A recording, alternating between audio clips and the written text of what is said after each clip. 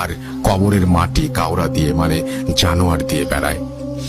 আর পরিশেষে কবিরাজ যে কথাটি বলে সেটা শোনার জন্য একদম প্রস্তুত ছিলাম না। কবিরাজ বলল এগুলো করেছে যে সে আমাদেরই কাছের মানুষ, সে একজন মহিলা। আর কোনো কিছুই কবিরাজ বলল না। আমরা কিছুই ভাবতে পারলাম না।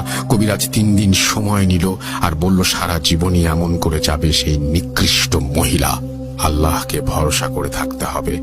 3 দিন পরে কবিরাজ সব কাটিয়ে দেন, পানি পড়া তেল পড়া দেন এবং করার সময় বিভিন্ন সমস্যা হয় এটাও বলেন। যথারীতি বাসায় এসে গভীর রাতে 2 জন মানুষ মিলে এটা করা হয়। মাটিতে কোপ দেওয়ার পরেই শুরু হয় বাধা, বড় হতে থাকে, আবার বারবার মানা করতে থাকে ওইটা না করার জন্য। কিন্তু কবিরাজের কথা মতো কাঠটা মাটিতে পোতা হয় ধীরে ধীরে এবং সব আস্তে আস্তে ঠান্ডা হয়ে যায়। আর একটা তাবিজ বিছানায় রাখতে বলেন।